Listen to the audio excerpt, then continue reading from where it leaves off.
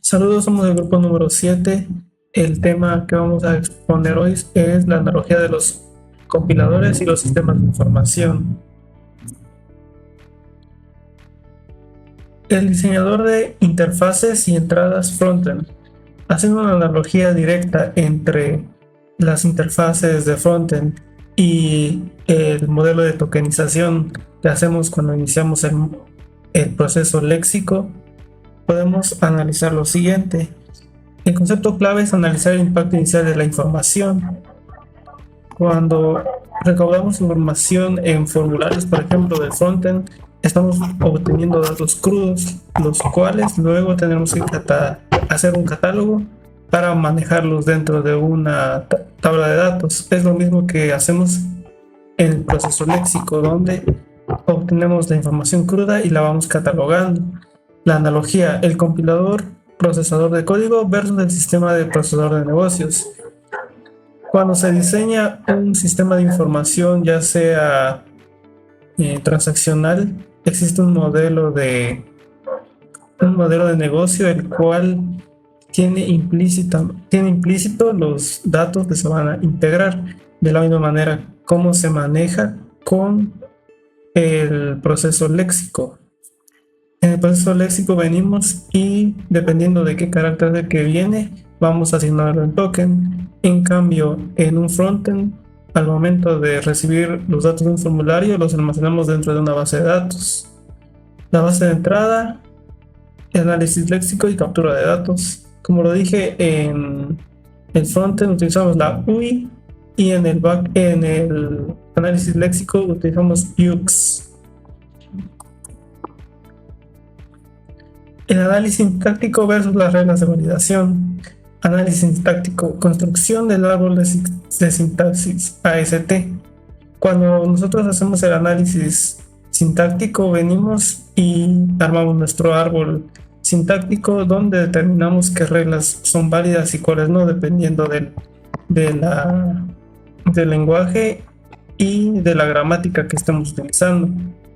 En cambio, al momento de utilizar los sistemas de información, quien valida si la información que está ingresando es correcta es el frontend, aplicando reglas de formato obligatorias. Por ejemplo, aquí vemos la imagen donde al momento de ingresar un formulario, si el tipo de datos que está solicitando no es válido, marca un error. Normalmente en formularios se maneja por experiencia de usuario que no debe poder enviar la información hasta corregir ese dato y señalarle con un cuadro rojo donde está el dato incorrecto. En cambio, en el compilador, al desplegar el árbol sintáctico y ver las reglas de derivación, podemos encontrar que en caso de haber un error no vamos a poder derivar porque no existe regla de derivación para ese dato. Análisis de lógica y estructura. Para entender esta parte tenemos que entender la definición de extremo medio, que es middle end, que es el puente entre la captura de datos y el resultado final, y su objetivo es garantizar la coherencia de la información y su correcto almacenamiento. ¿Cuáles son los pilares? Primero, para el análisis semántico va a estar relacionado con la coherencia de negocio. Para la tabla de símbolos va a estar relacionado con la base de datos y la representación intermedia va a estar relacionada con la arquitectura del software.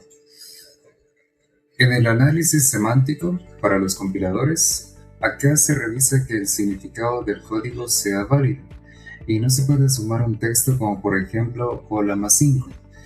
Para el análisis semántico en el ámbito del negocio, acá se verifica si hay un stock en la base de datos, si el cliente tiene crédito disponible.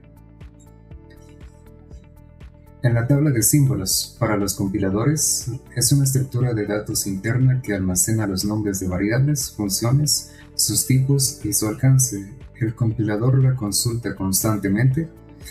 Y la base de datos, relacionada con el diccionario, es básicamente el repositorio central y tablas relacionadas o colecciones que guarda la persistencia, las propiedades de los usuarios, inventarios y estados del negocio. representación interna. El compilador traduce el código fuente a un lenguaje neutro, por ejemplo, podría ser bytecode en Java o CLI en .NET. No es el código original, pero tampoco es el código máquina final. Las capas de abstracción. Modelos de datos intermedios que independizan la lógica del negocio de la base de datos física o de las pantallas visuales. Optimización de código. Los compiladores como tal siempre buscan optimizar el código que como tal compilan. En este caso se hace para consumir menos recursos, además de ejecutar las instrucciones de una manera más rápida. Bueno, esto lo hacen siempre con el objetivo de nunca cambiar el resultado del programa. Esto lo hacen, bueno, lo logran ya sea eliminando instrucciones innecesarias o reduciendo operaciones repetitivas. Digamos, si vemos que se calculan varias cosas y en varios lugares y es el mismo proceso de cálculo, se podría optimizar a nivel de crear una constante y ya solo hacer el llamado de los resultados de dicha constante. Aquí tenemos algunos ejemplos. Como tal, el primero es la optimización a nivel de algoritmo. En este caso, lo que se realiza o lo que se ve es que acá está haciendo una operación, pero lo está haciendo cada vez que pasa por el for. Siempre que pasa por acá, realiza esta operación. Esto lo que nos trae es consumir un poco más de recursos, porque ya a nivel realiza una operación matemática, entonces eso ya nos consume un poco más de recursos. Lo que se trata de hacer acá es pasar esa operación a una constante y dicho resultado almacenarlo en una variable, y cada vez que se realiza el for, solo llamar al resultado de dicha constante. Acá ya nos ahorramos el realizar dicha operación cada vez que pasa por el for, por lo que nos consume menos recursos. Solo se realiza una vez la operación y acá ya solo la consume.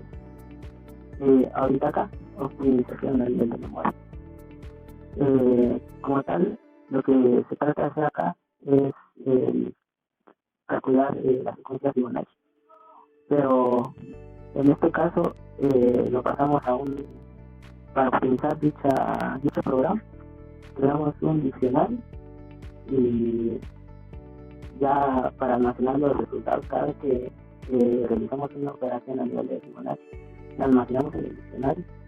Así cada vez que realizamos pasamos otra vez y verificamos primero y N ya la tenemos en el diccionario. Ya la tenemos en el diccionario, entonces ya solo retornamos dicho valor y ya nos ahorra este proceso, que como tal es un proceso algo largo y a nivel de recursos también nos ahorramos varios. Ahorita la generación de código objeto y entregables a nivel de negocio. Con entregables nos referimos a entregar alguna factura, entregar alguna alerta, cosas así. Y en la generación de código objeto es el proceso por el que pasa el compilador hasta llegar al ejecutable. Estos dos procesos, porque los estamos comparando, porque tienen varias similitudes y varias diferencias. Las similitudes son que los dos transforman alguna entrada en alguna salida. Siempre entra algo y sale algo, nos genera algo. Además de que los dos procesos tienen varias etapas por las cuales pasan hasta llegar al entregable. Además que las dos buscan eficiencia, ya que en los entregables de negocio siempre lo que queremos es facilitarle la vida al cliente y darle una respuesta más rápida. Al igual que la generación de código, que lo que busca es la optimización del código y ejecutar procesos más rápido. Ahorita tenemos un ejemplo de la generación de código objeto. Como tal, entra un código de alto nivel. Esto cualquier humano puede leer con conocimientos de programación. Y esto pasa por un código intermedio, que lo que hace es un código que no es tan a alto nivel ni tan bajo nivel, pero sí ya lo entiende un poco más la máquina y es un poquito más difícil de leer. Lo que hace aquí es decir si el error es mayor o igual a va a L1. Lo que hace es separarlo en varios bloques. Entonces L1 lo que hace es imprimir mayor edad y L2 termina dicha instrucción. Entonces me explica si edad es mayor o igual a 10, va a L1, que es este bloque de código. Y si no, si esto es falso, va a L2, que ya es este bloque de código. Luego de pasar por el código intermedio, pasa por el código Python, que ya es un lenguaje de bajo nivel, que lo entiende la máquina perfectamente. Y esa es la que se utiliza para la generación del programa ejecutable. Continuando con la exposición y ya como último tema tenemos el manejo de errores de compilación. Nos podemos hacer esta pregunta, ¿qué pasa cuando las cosas salen mal? Definitivamente rondan muchas ideas en nuestra cabeza y lo que nosotros hacemos es tratar de buscar una solución, tratar de buscar en dónde es que está el error. Y la mayoría de veces los errores los queremos solucionar desde el final. O sea, queremos como que agarrar el último error, solucionarlo y luego ir bajándole de nivel al error, cuando lo que tuvimos que haber hecho es concentrarnos en resolver el primer error que nos indica el sistema, porque la mayoría de veces los errores vienen como que desglosados o se vienen heredando, por decirlo así. Una buena práctica o bueno, una manera de ser un buen compilador siempre es revisar el código y poder chequear el primer error siempre, porque en la mayoría de veces los siguientes errores tienen un padre, por decirlo así. O sea, tienen como que un antecesor, y es eso lo que debemos de solucionar primero. Identificar los errores típicos facilita el proceso de depuración. Por ejemplo, pueden haber errores de sintaxis, errores gramaticales, errores léxicos, por ejemplo, tipo de datos incorrectos. Podemos definir quizás una variable como entero, pero no consideramos de que al final pueda ser tomado como un string, o viceversa, declaramos un string y al final lo queremos utilizar como un entero o como un int o como un float. Entonces esos son los errores que nos debemos de percatar. Y para el manejo, bueno, hay algunas buenas prácticas para el manejo de errores, donde podemos decir, como ya les comentaba, atender el primer error. O sea, el error primero es el que debemos de tomar para poder así evitarnos errores mínimos o pequeños errores que al final se nos suelen hacer demasiado extensos, y ya que no los vimos a la primera y no pudimos solucionarlos, o no tuvimos el cuidado de solucionarlos en la primera fase. También sería utilizar IDEs modernas, entornos de desarrollo como Visual Studio o IntelliJ IDEA, para poder resolver más rápido los errores, ya que pues en estas IDEs muchas ya como que insertan la IA para que pues nos puedan ayudar a depurar esos errores y a poder evitarlos. Y también una buena práctica es limpiar el proyecto. En compilaciones complejas como C++, Java o .NET, si un error persiste tras corregir el código, elimina los archivos generados automáticamente y vuelve a compilar. O sea, nos estaría atrasando en el trabajo porque nos estaría como que llevando de nuevo al principio, y pues eso es lo que queremos evitar. El siguiente punto, podemos tener las excepciones, en donde para capturar las excepciones se refiere a que debemos de capturar fallos en tiempo de ejecución, que serían estas son las excepciones, sin detener el sistema. O sea, tenemos que lograr de que podamos capturar los fallos sin la necesidad de estar deteniendo el sistema, porque muchas veces suele pasar de que escuchamos de que no, es que se tuvieron que hacer actualizaciones y entonces se tiene que detener todo el sistema.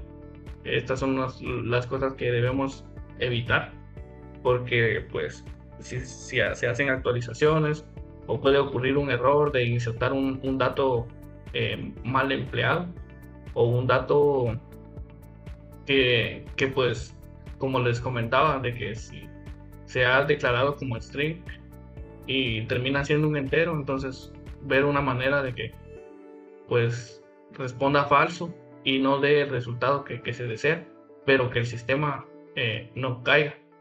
La mayoría de los lenguajes modernos como Java, JavaScript, incluso Python, y estos implementan solución mediante mediante estructuras, en su mayoría, como se podría resumir, de 3 pasos, en donde podemos encontrar el tree, que sería intentar. Esto lo que hace es envolver el código que contiene riesgo de fallar. Por ejemplo, leer un archivo, o esto también lo podemos utilizar mucho cuando queremos conectar a bases de datos, entonces donde el frontend pues sigue corriendo, pero no hay conexión con el backend, pero el backend es el que no está funcionando y el frontend va a correr sin tener ningún problema. Y también está el catch o el except, en donde este va a capturar el bloque que se ejecuta únicamente si ocurre un error dentro del tree. Aquí es donde vamos a manejar el fallo, es donde le damos la indicación al tree de que si este no conecta, entonces el catch nos va a devolver un mensaje en la terminal de que la base de datos no está conectada, y esto no lo vamos a poder ver a simple vista en el frontend, porque lo que queremos evitar es tener ese conflicto de que pues el sistema caiga o el sistema falle. Y también está el finale o el ensure, que sería lo que finalmente nos va a mostrar que este sería el bloque opcional que se ejecuta siempre, ocurra o no el error, ideal para liberar memoria o cerrar conexiones, como les comentaba. O sea, si es que no tenemos, o sea, tenemos un login y pues no podemos entrar, entonces esto es lo que nos va a dar otra indicación, y no nos va a dejar de que todo el sistema caiga, o sea, de que todo el frontend o todo el view pueda venírsenos abajo. Luego también tenemos los logs del sistema, en donde pues aquí vamos a estar hablando, y estas son las funciones exactamente como, bueno, estas funcionan exactamente como un expediente, que pues sabemos que un expediente es lo que guarda los datos, va guardando el historial y todo lo que pues nos ha dado como que errores. Entonces eso es lo que va a guardar para que podamos ya tener solución de esto y que nuevamente esto nos vuelva a dar complicaciones. Los 5 niveles estándar de gravedad, que serían los debug o trace, que son detalles hiper específicos para desarrollo, que sería variable. Por ejemplo, tenemos una variable X que vale 10, se desactivan en producción, o sea, es como que solo vamos a mostrar. Y también está info, que sería eventos normales y exitosos del ciclo de vida. Por ejemplo, sería un usuario 456 que inició sesión. Entonces sería como que una información que nos da y que pues podemos tener estos logs del sistema siempre mostrados en consola. También estarían los WAR, que son anomalías que no detienen el sistema, pero avisan de un riesgo. En este caso podríamos quizás tener mensajes como, por ejemplo, colocar que el CPU está al uso de un porcentaje específico y que la API externa, cuánto tiempo duró en ejecutarse o cuánto tiempo es que estuvo ejecutándose. Y también está error, en donde nos va a mostrar los fallos en una operación específica, que estos afectarán al usuario, pero el sistema sigue vivo. Por ejemplo, como les comentaba, a la hora de que el frontend no se conecte con el backend, que el backend es el que tiene la base de datos, entonces mostrará un mensaje en donde diga de que pues el frontend o el puerto que hemos declarado no se ha podido conectar con la base de datos. Entonces no nos va a hacer caer el sistema, pero sí nos va a dar problema, porque a la hora que queramos ver los datos, pues obviamente no los vamos a encontrar porque no se ha compilado perfectamente. Y están también los fatal o crítica, que son errores, estos podríamos decir que son errores catastróficos que apagan el sistema o rompen el servicio principal. Esto sería como que una pérdida total con la conexión de base de datos. Entonces, de esta manera sí tendríamos que chequear, pero siempre estos logs del sistema son los que guardan esa información y son los que van almacenando esta información para que luego podamos ir y depurar esos detalles o arreglar esos detalles específicos. Algunas buenas prácticas de seguridad y auditoría serían centralización, que podríamos decir de no guardar logs de archivo de texto locales dentro del servidor, porque pues esto nos puede dar problemas y nos puede dar como que opciones o cierto riesgo que podríamos ser hackeados. También la rotación de archivos y la privacidad también. Y luego tenemos este tema que sería la resiliencia. Que la resiliencia es en sistemas complejos y distribuidos, el error no es una posibilidad. Eso tenemos que tener claro, de que no vamos a decir es posible que falle, sino que tenemos que estar conscientes de que en algún momento el sistema va a fallar. O sea, tenemos que ser certeros y tenemos que anticiparnos a esos detalles y poder anticiparnos a esos errores, esos fallos. Tenemos que hacer a que esto se logre controlar. La resiliencia transforma la estrategia de intentar ser infalible a saber fallar con gracia, se podría decir, que para que el impacto en el usuario final sea nulo o mínimo. De lo que se trata de hacer en esto es de que pues el usuario siempre esté conectado con la aplicación o con la página web que se ha creado, y pues sean pocos los detalles que él pueda ver como error. Para lograr la resiliencia arquitectónica se aplican patrones de diseño específicos que complementan los bloques tree catch y los log que revisamos anteriormente.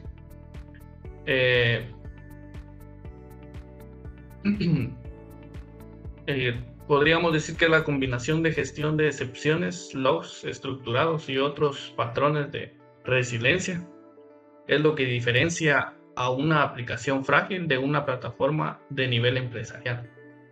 Entonces, pues tendríamos que siempre tener eso presente y tratar de evitar errores y pues de atenderlos siempre en la primera fase, para que luego no podamos tener contratiempos o querramos solucionar problemas finales mientras el problema inicial no está solucionado. Siempre vamos a tener problemas pequeños más adelante. Entonces, pues, esta ha sido la exposición del grupo 7 de Compiladores 2. Agradecemos por tu atención y esperamos haber nutrido de tus conocimientos y ser claros y específicos en esta exposición. Muchas gracias.